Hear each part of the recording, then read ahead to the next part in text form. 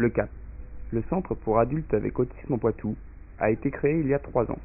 C'est là-bas qu'est pris en charge Acacio, 27 ans. Il est arrivé en juin 2007 et le directeur du CAP nous raconte. Alors, l'arrivée d'Acacio, c'est quelque chose de flagrant, de choquant. C'est 4 personnes dans une ambulance qui font 400 km pratiquement, avec une personne attachée à un brancard, en position semi-assise, qui s'est uriné dessus, et qu'on décharge le terme, avec toutes les péripéties, c'est-à-dire la civière qui décline parce que le sac bloque les mécanismes, le jeune qui tombe, essaie de relever, il rechute, l'étonnement du personnel qui nous l'amène quand on lui dit il faut le détacher puis on va le prendre en charge, en demandant où est sa chambre, on ne peut pas le lâcher comme ça dans la nature, vous ne vous rendez pas compte de ce que vous allez faire. Notre personnel qui est aussi étonné de voir que finalement on peut faire vivre ces personnes dans ces conditions-là, et de se rendre compte que finalement Acacio n'est pas tellement différent des autres, et le personnel accompagnant qui décide de le libérer dans l'enceinte de l'établissement alors qu'il n'est pas dans une chambre qui est fermée. Voilà, Acacio, c'est Laurent. Bonjour Acacio, je m'appelle Guy.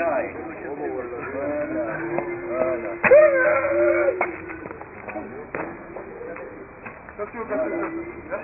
Allez dire bonjour aux autres. Dans les premiers temps, Acacio aura demandé une prise en charge importante de la part des éducateurs. En effet, ils ont dû lui réapprendre les gestes simples du quotidien comme s'alimenter, se doucher et adopter une nouvelle attitude à travers des activités motrices. Les plombs. Encore. Très bien, lève la jambe. Oh, très bien. Les éducateurs ont vraiment connu des difficultés, mais grâce à leur prise en charge adaptée et éducative, leur patience et leur persévérance, Acacio a aujourd'hui retrouvé une dignité. C'est grâce à ce travail d'équipe entre la famille, la direction et les éducateurs qu'Acacio peut participer à de nombreuses activités qui lui permettent de développer ses capacités et sa socialisation avec les autres.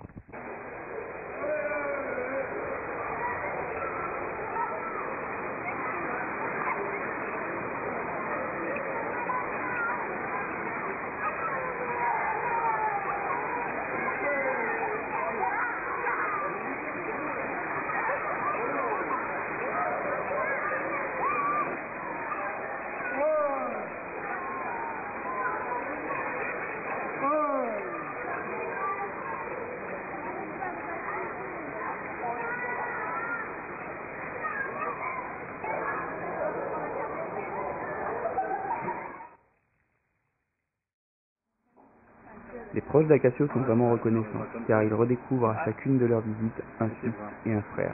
Maintenant, ils peuvent apprécier avec lui les bons moments de la vie. Pourtant, tout ce qu'on voit d'Acacio aurait pu ne jamais exister quand on connaît son passé. Acacio a vécu pratiquement 10 ans en hôpital psychiatrique, faute de structure adaptée en France. Cette période de sa vie fut très difficile. Acacio vivait dans quelques mètres carrés, sans lumière du jour. Il dormait à même le sol, avec pour couverture quelques bouts de tissu. Ses sanitaires n'étaient qu'un simple seau posé dans un coin de la chambre. Son enfermement, sa surmédicalisation, laissait Acacio continuellement allongé au sol, le regard vide. Les raisons de ces conditions de vie étaient qu'Acacio était trop difficile à prendre en charge. Au cours de ces derniers mois d'hospitalisation en psychiatrie, Acacio ne pouvait plus compter que sur sa famille pour lui prodiguer des soins lors de leur visite, une situation qui aura failli lui coûter la vie. Ces images font partie du passé, mais elles sont toujours le présent bien réel de milliers de petits garçons, petites filles, hommes, femmes et de familles tout entières.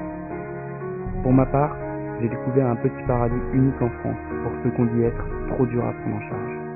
J'ai découvert ce qu'on peut construire en moins d'une année et ce que 10 ans de mauvaise prise en charge peuvent détruire. Il faut protéger tout ce qui est fait ici.